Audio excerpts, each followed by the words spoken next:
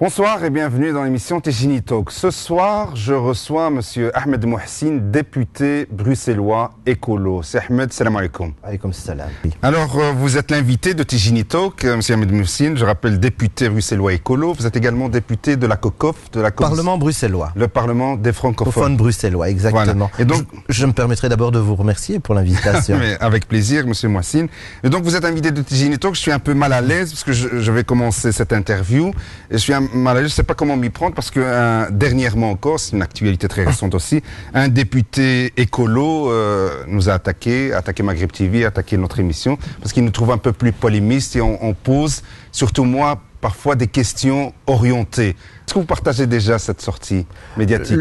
C'est une sortie d'écolo ou bien c'est une sortie du député, Monsieur Jean-Claude Defossé? Écoutez, il s'agit donc d'une interpellation d'un député et je pense que le fond de l'interpellation ne portait pas sur Maghreb TV. Très clairement, je pense que le fond de l'interpellation, qui elle était pertinente, portait sur le fait qu'une télévision qui est pluricommunautaire dépende de l'IBPT. Alors je sais que pour vos auditeurs c'est peut-être très technique, mais c'est un sujet qui à mon avis est intéressant et qui, s'il avait été amené de manière moins polémique, méritait d'être débattu. Ce qui pose question, c'est le fait qu'on pointe une entreprise que je trouve une jeune entreprise bruxelloise, parce que vous êtes installé à Bruxelles, qui a le mérite de s'installer à Bruxelles, de développer un très chouette projet de médias multiculturel, avec le courage d'entreprendre. Et c'est pas facile à Bruxelles quand on voit toutes les faillites qu'il y a. Et donc moi je crois que polémiquer sur votre entreprise était malvenu. Poser la question de la régulation des médias est une bonne question. Oui, mais il y a une partie de ces questions qui nous trouve un peu polémistes et qu'on pose parfois des questions orientées et que c'est sur cette antenne, dans cette émission, que Monsieur Mourou avait fait sa sortie médiatique. Donc, qu'est-ce qu'on nous reproche? Écoutez, moi, je pense que la ligne rédactionnelle d'un média, c'est pas le politique qui doit le contrôler. Sauf en Union soviétique, à l'époque du communisme, ou peut-être encore aujourd'hui ils le font, mais on a une culture en Belgique de liberté d'expression. Et un média a le droit même d'être polémique, même de choquer. On peut choquer lorsqu'on est un acteur, lorsqu'on veut exprimer un point de vue. C'est la liberté d'expression. Et moi, je tiens à la liberté d'expression. Et donc, j'estime que tant qu'on reste dans le cadre de la loi, qu'on ne viole pas la loi, qu'on n'incite pas à la violence, qu'on n'incite pas à la haine, eh bien, on peut polémiquer. Il y a des tas d'émissions, l'émission de Ruquier sur France 2, qui passe ici en Belgique également. Si c'est pas de la polémique, voilà, et je pourrais vous en citer une dizaine. Et donc moi, je n'ai pas de souci. Continuer à polémiquer, c'est intéressant. On va parler de vos propositions à vous. Tout à fait. Alors, quelle est votre dernière proposition que vous avez déposée au Parlement bruxellois? Je pense notamment à celle du linceul. Je vais vous laisser expliquer ça. Mais écoutez, moi je suis attentif justement à la cohésion sociale. On a eu tous des débats dernièrement sur la question de parcours d'intégration. Je pense qu'il s'agit aujourd'hui plutôt d'un débat qu'on doit avoir sur la cohésion sociale. C'est quoi la cohésion sociale? On est à Bruxelles et on est 1 million de personnes. Une grande partie viennent de différents pays du monde. Ils ont des cultures différentes. Mais ils ont aussi un projet commun. C'est un projet pour Bruxelles. C'est ça qui fait qu'on est bruxellois. Et donc, ils vont vivre à Bruxelles et peut-être mourir à Bruxelles. Et donc, je pense qu'on doit permettre à chaque citoyen d'être enterré comme il le souhaite. Aujourd'hui, si vous voulez être enterré à Bruxelles, eh bien, vous devez obligatoirement être enterré dans un cercueil. Ma proposition, c'est de dire il y a des personnes qui sont d'autres confessions qui souhaiteraient être enterrées dans un linceul, c'est-à-dire un tissu, directement dans la terre. C'est pas une proposition révolutionnaire. Est-ce que vous visez la population d'origine musulmane? Mais non, parce qu'il y a certainement peut-être des juifs qui le souhaitent également. Il y a peut-être aussi des laïcs qui estiment que le cercueil, c'est peut-être un symbole du christianisme et qui souhaitent être enterrés dans un linceul. Et donc c'est une vraie proposition que je qualifierais de laïcité politique. C'est une ouverture à l'ensemble des communautés. Qui le souhaite peut être enterré dans un linceul. Il est vrai que ça concernera fort probablement en majorité la communauté musulmane de Bruxelles. Eh bien, j'ai déposé une loi régionale qui s'appelle ordonnance pour permettre aux gens qui souhaitent être enterrés dans un linceul de pouvoir l'être. Et ça fait partie de la coutume, des traditions religieuses de ces communautés-là, musulmanes, juifs, etc. Mais écoutez, vous savez, moi, je suis allé voir le cimetière multiconfessionnel de Bruxelles qui se trouve à Schaerbeek. J'ai été le visiter et j'ai demandé quelle est la principale demande des personnes qui sont enterrées ici. Et c'était de pouvoir être enterré dans un linceul. Et je me dis que lorsque vous vivez un moment extrêmement difficile, eh bien, on ne doit pas mettre des barrières supplémentaires. Est-ce que vous croyez que c'est à cause de cela que ces personnes originaires de ces confessions-là préfèrent aller enterrer leurs morts dans les pays d'origine plutôt qu'en Belgique? Pas obligatoirement. Ça n'a rien à voir? Non, il y en a certains qui le font parce qu'ils ont une assurance et que c'est moins cher d'enterrer au Maroc. Des fois, c'est parce que justement, il y a encore un attachement très fort par rapport au Maroc, la Turquie ou son pays d'origine. Et donc, je ne peux pas préjuger. Mais ce que je sais, c'est que ceux qui enterrent ici, à Bruxelles, aujourd'hui, ne peuvent pas le faire dans un linceul. Et si on peut lever cet obstacle, pourquoi pas? Et donc, c'est au travers de propositions de ce genre qui permettent... Est-ce que vous n'avez pas peur qu'on vous taxe de communautariste en faisant ce genre de propositions? Non. Pourquoi on me taxerait de communautariste? Parce que c'est un peu le climat actuel. Chaque fois qu'on parle de problèmes spécifiques à une communauté, certains brandissent cet étendard du communautarisme pour des raisons que vous comprendrez peut-être. Non, mais on pourra essayer de m'accuser, mais ça ne me dérange pas le moins du monde. Mais il suffit d'aller sur le site du Parlement bruxellois, www.weblex.irisnet.be. Là, vous avez toutes les interpellations de tous les députés. C'est très facile. Vous mettez le nom du parlementaire et vous voyez les questions qu'il a posées en 2011, 2012. Je trouve que c'est un exercice que le citoyen doit faire. Ça permet de contrôler les parlementaires régulièrement. Et vous verrez que j'ai posé des questions sur les sols pollués, sur les plaines de jeu, sur la question de l'armement, puisqu'on octroie des licences d'armes. Et donc il y a toute une série de questions. Et il est vrai qu'il y a une partie des questions qui portent sur les questions de culte. Mais c'est parce que je suis le parlementaire de référence pour le groupe Écolo sur ces questions-là. Dès qu'il s'agit de questions de culte, je suis le parlementaire de référence. Et donc il est logique que ce soit moi qui suis ces dossiers. Et vous êtes soutenu par d'autres partis, s'agissant de cette proposition d'ordonnance? Eh bien, en tout cas, elle avance. C'est très lent. Je dois vous avouer que le travail parlementaire est très lent. Ça fait 1 an et demi, un peu plus, 1 an et demi qu'elle est sur la table. Très bien acceptée par mes partenaires de la majorité. Le CDH l'a directement accepté, m'a soutenu. Les autres, partis flamands également.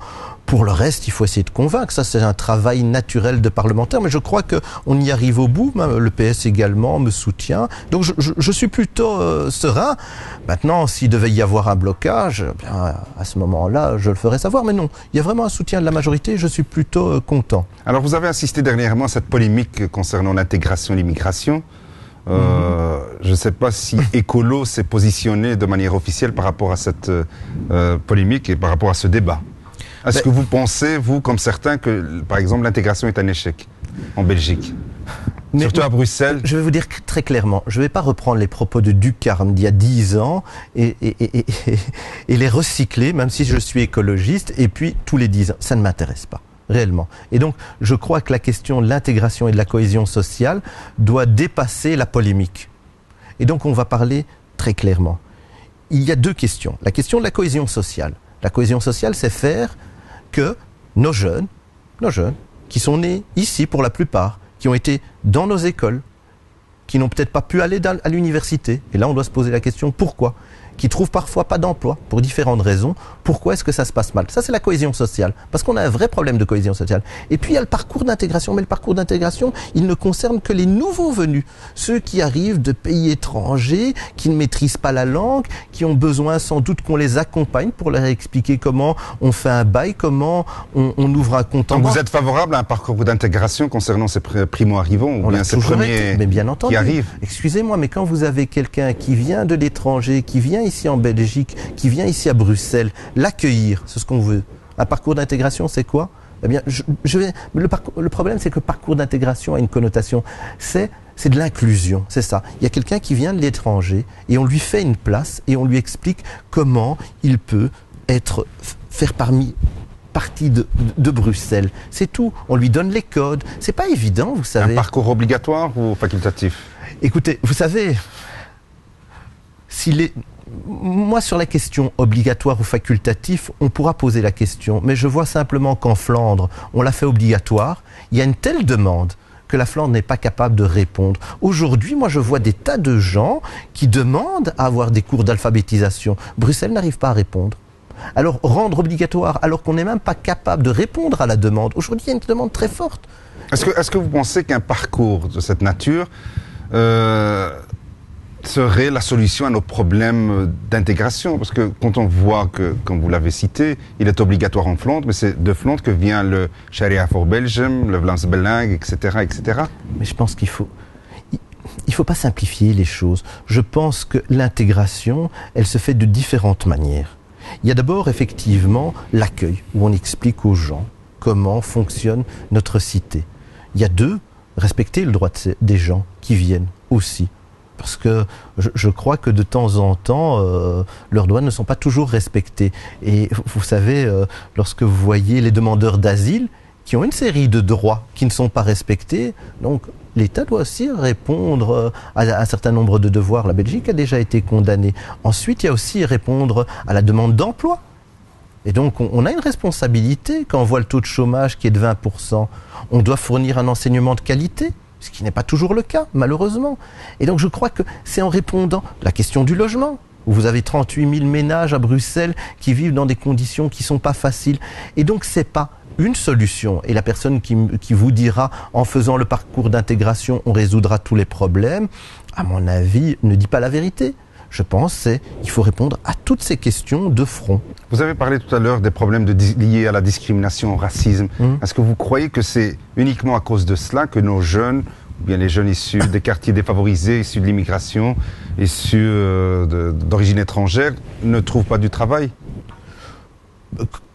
Comme pour votre question précédente, je crois qu'il y a des raisons multiples. Je crois que la discrimination est une réalité. Il y a du testing qui a été fait, il y a des études, il y a des analyses à niveau égal, discrimination. Donc ça, c'est une réalité. Je pense que notre enseignement n'est pas à la hauteur, réellement. Et surtout le réseau professionnel et technique. Je pense qu'on a un vrai souci avec le réseau professionnel et technique, qu'on doit le revaloriser. Beaucoup de nos jeunes, à un moment, font le choix de prendre ce réseau. Est-ce que ce constat, par exemple, est partagé par les autres forces politiques du pays? Sur le réseau? Oui, sur les problèmes liés à l'enseignement, parce qu'il y a quand même un responsable de tout cet échec. Écoutez, je peux vous dire qu'en tout cas à Bruxelles, par exemple, au Parlement francophone de bruxellois, la personne qui est en charge de l'enseignement de la COCOF, donc, c'est M. Christos Zoulkeridis, et il travaille énormément pour revaloriser ce secteur. Je pense qu'on doit revaloriser cette filière-là. Je ne dis pas que c'est la solution, entendez-moi bien. Je pense qu'il y a une série de problèmes et que pour l'instant, l'école ne répond pas à tous les objectifs. Alors, mais on y travaille. Vous venez de parler de M. Christos Zoulkeridis. Oui. Et il a fait une sortie dernièrement où il prône la suppression des cours de religion islamique. Est-ce que vous êtes pour ou contre? Je vais finir par croire, Monsieur Tigini, que vous m'avez invité pour me piéger. Donc, ce sont des questions d'actualité, mais j'imagine que c'est sa position personnelle. Je vais vous dire, quelle est la position du parlementaire, Monsieur Rinquin, qui suit la question au Parlement Wallonie-Bruxelles, enfin, à la communauté française. Monsieur Rinquin est le parlementaire qui suit ce dossier. Et donc, ce que lui propose, parce que, soyons sérieux, on ne va pas changer la Constitution. La Constitution permet aujourd'hui d'avoir différents cours de religion. Alors on peut se projeter dans 50 ans, pas de souci. Mais aujourd'hui, ce que nous proposons, c'est un tronc commun, c'est-à-dire des heures où les différents élèves ont des cours ensemble et puis des cours séparés pour à la fois échanger et réfléchir sur sa religion. Je trouve que c'est ça qui est intéressant. Vous savez, le nombre d'heures à l'école, on ne peut pas les faire exploser. Et par exemple, aujourd'hui, on parle énormément de cours d'éducation sexuelle à l'école. Aujourd'hui, il n'y en a pas. Il n'y en a pas. Résultat, vous avez dans certaines écoles des jeunes garçons et des jeunes filles qui n'y connaissent rien. Qui ne savent pas c'est quoi la pilule, qui ne savent pas c'est quoi avoir un bébé, qui n'y connaissent rien et qui se retrouvent des fois des jeunes filles à 13 ans enceintes, des jeunes garçons qui transmettent des maladies à des jeunes filles parce qu'ils n'ont aucune information. Et donc moi on a auditionné à la COCOF une série de personnes, il y a de vraies tragédies. Alors si on doit mettre des moyens en priorité, c'est moi de l'information là-dessus. pour préserver nos jeunes, pour qu'on n'ait plus des dizaines de jeunes filles enceintes à 13 ans. Parce que ça se produit aujourd'hui à Bruxelles. Hein. Et ça, c'est des priorités. Et on travaille sur ces questions-là, sur de l'information. Alors sur l'information, pour revenir un peu au problème de discrimination, vous pensez qu'on doit encore multiplier ces campagnes d'information à destination sur la discrimination sur la discrimination à l'embauche par exemple. Est-ce qu'il faut encore informer les employeurs à être plus attentifs à la nouvelle composition sociologique bruxelloise? Non, moi je pense qu'il y a deux choses. Il faut informer, continuer à informer, et ça je pense que la région le fait, et puis maintenant il faut aussi sanctionner. Je pense qu'on doit passer à la sanction. Il y a plusieurs politiques qui hésitent de sanctionner les entreprises de crainte qu'elles se délocalisent. Écoutez, j'ai fait avec Groen un colloque le mois passé. Groen, c'est le parti frère flamand. Ce sont les Verts flamands, sur la discrimination à l'emploi. Très clairement, aujourd'hui, le problème, c'est comment prouver qu'une personne a été discriminée? C'est extrêmement difficile. Nous avons eu Maître Minguin, qui n'est pas le bourgmestre, mais c'est son frère qui est avocat, qui est un avocat extrêmement intéressant et qui nous expliquait que c'est extrêmement difficile, même quand vous pensez avoir tous les éléments. Vous pensez avoir tous les éléments, c'est jamais suffisant. Et donc moi je trouve qu'il faut travailler là-dessus. Comment prouver qu'il y a eu discrimination? Et après il faut sanctionner de manière très forte. Je pense qu'à un moment, l'information... Même si certaines entreprises pourraient menacer de quitter Bruxelles à cause de ces éventuelles sanctions? Parce qu'ils discriminent? Oui. Non, je pense pas qu'il y ait... Ça, c'est toujours la menace. Non, de peur qu'on leur fasse des procès, parce que parfois... Mais pourquoi on leur ferait des procès? Puisqu'aujourd'hui, ils nous disent qu'ils ne discriminent pas. Donc, il n'y a aucune raison qu'ils soient sanctionnés. Toujours en matière de lutte contre le racisme et la discrimination, on a vu aussi l'initiative, on parlait un peu des initiatives publiques, la dernière initiative de Mme Fadila Lanan, la ministre de l'égalité des chances de la Fédération Wallonie-Bruxelles, qui a initié une plateforme réunissant certaines associations antiracistes, mais qui exclut, par exemple, le MRAX, qui est quand même la plus ancienne organisation antiraciste, et qui a mis à la tête de cette plateforme, ou bien qui est nommée à la tête de cette plateforme, Mme Eliane de Prost, qui est la secrétaire générale du CAL, le Centre d'action laïque. Quel est votre point de vue par rapport à cette initiative? Non, par rapport à l'initiative en elle-même, écoutez, je vais vous dire franchement ce que je pense. Ça ressemble un peu à de l'improvisation. Je ne sais pas d'où vient cette initiative. Les associations qui ont été invitées, j'ai eu quelques contacts, ne comprenaient pas très bien. Donc, c'est de l'improvisation par rapport à l'actualité, sans doute par rapport à un conflit que la ministre a avec le MRAX. C'est pas comme ça qu'on fait de la politique.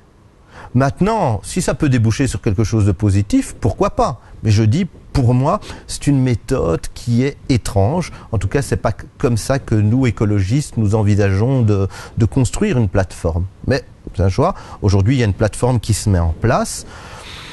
Je pense qu'il faut que tous les acteurs participent à cette plateforme. Je précise bien, tous les acteurs, on ne doit pas exclure, ce serait malheureux.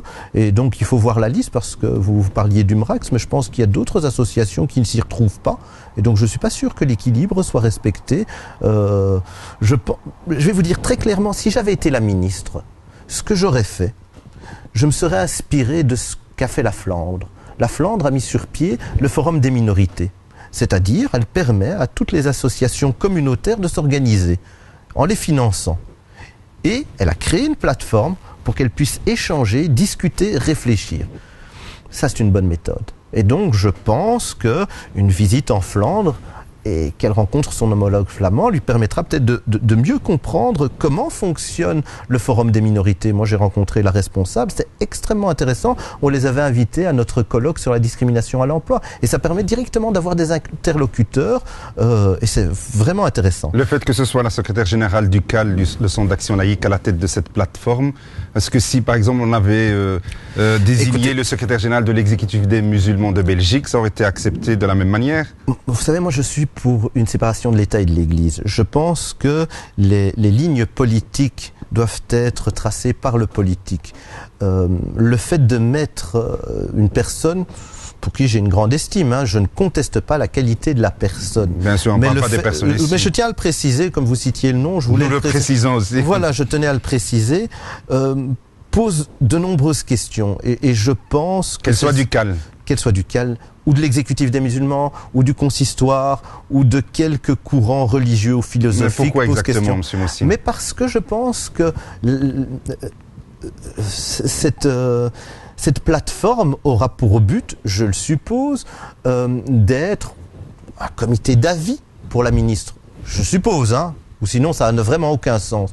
Que ce soit piloté par un courant philosophique ou religieux me pose question.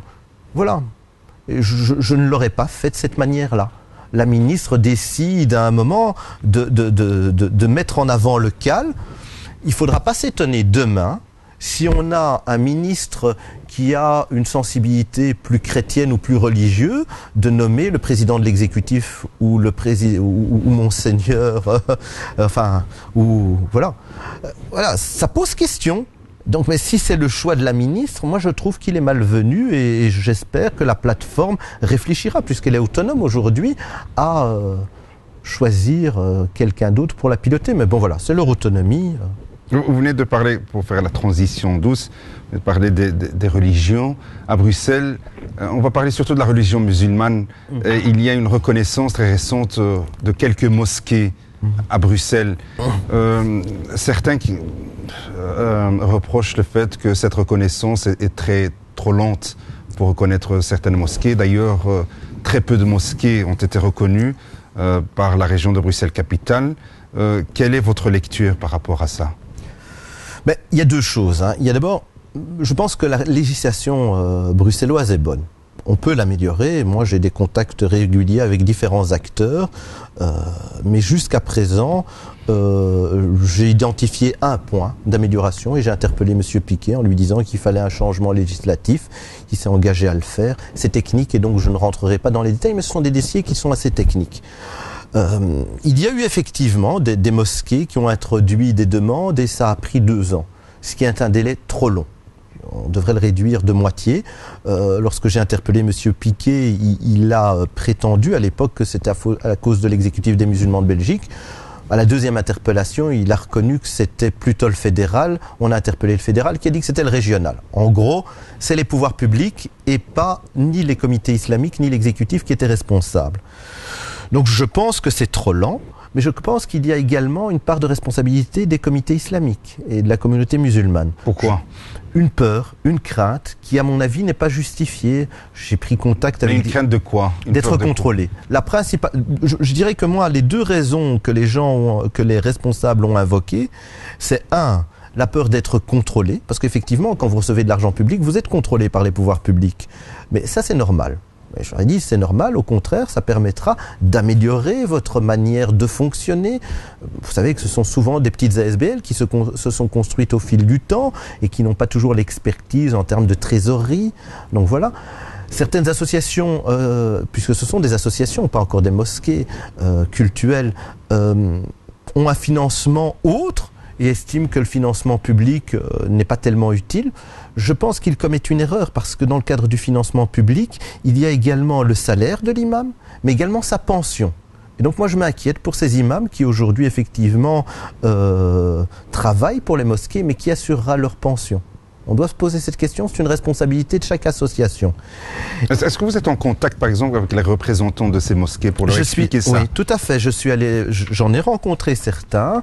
Je les ai mis en contact avec, je leur ai donné les coordonnées de l'administration, de l'exécutif des musulmans de Belgique. Et là, je tiens à être très précis. Si effectivement, il y a beaucoup de débats sur les tensions qui existent au sein de l'exécutif des musulmans de Belgique, à côté de ça, il existe aujourd'hui une administration de l'exécutif des musulmans de Belgique qui sont quelques personnes, trop peu nombreuses pour tout le travail qu'il y a à effectuer, mais qui font un travail sensationnel. Et on ne l'a jamais dit. Et moi, aujourd'hui, j'en profite pour les saluer. Ils font un excellent travail. Et sur la question des mosquées, ils travaillent très bien. Ils sont attentifs, ils accompagnent, ils soutiennent. Et donc, j'invite vraiment tous les responsables de mosquées qui n'ont pas encore fait la démarche, d'au moins les contacter. Qu'ils les contactent, qu'ils s'informent et après qu'ils prennent la bonne décision. Et donc, je pense qu'il y aura un travail d'information. On arrive tout doucement au terme de cette émission, mais je ne peux pas m'empêcher de vous poser la question si vous allez vous présenter prochainement aux élections communales, parce que c'est très bientôt, le 14 octobre, Tout à fait. Le 14 octobre. Vous êtes de la commune de Saint-Josse, c'est ça ? Oui. Alors, vous serez candidat ou pas ? Vous savez, Moi, j'ai commencé, avant d'être député, à être conseiller communal. Et je vous assure, c'est le plus beau mandat public. Vous êtes en contact direct avec la population, vous relayez ses préoccupations, vous travaillez sur le quotidien, sur les problèmes de propreté publique, sur les problèmes d'urbanisme immédiat, les petits travaux et tout. Moi, j'adore ça. Et j'habite une commune qui est une vraie catastrophe en termes de bonne gouvernance. Une vraie catastrophe, la commune de Saint-Josse. Je pourrais on vous ne va pas faire un débat sur la commune. Non. On vous invitera pendant non, mais je dis simplement que il y a aujourd'hui à Bruxelles, dans différentes communes, des moyens publics qui sont dilapidés. Et donc j'invite les citoyens simplement à s'informer sur ce qui se passe dans leur commune. Parce que le 14 octobre, on arrivera vite. Et j'ai vu trop souvent des citoyens qui découvrent les programmes le 13 octobre. Je souhaite vraiment que les citoyens s'investissent parce que c'est leur quotidien, c'est les crèches, c'est les écoles, c'est leur rue. Et donc c'est vraiment important, c'est une élection importante. Et donc je serai 4e. Zoé Genot, la députée que je suppose beaucoup de vos auditeurs connaissent, tirera la liste, elle sera première. Et donc on a vraiment une équipe sensationnelle et on changera les choses à Saint-Josse. Merci Monsieur Ahmed Moussine, député bruxellois écolo. J'espère qu'on va vous inviter pendant la campagne électorale pour expliquer un peu votre programme pour la commune de Saint-Josse. J'espère que vous serez aussi accompagné de Madame Zoé Genot, tête de liste. On verra d'ici là. Je prends ça comme une invitation. D'accord. Vous pouvez la prendre comme une invitation. Et d'ici là, j'espère donc vous rencontrer. Je vous souhaite bonne chance dans votre travail. Je vous remercie. Et moi, Sayyidati wa Sadati, أقول لكم إلى اللقاء في حلقة أخرى من برنامج تيجي نتوك. مع السلامة.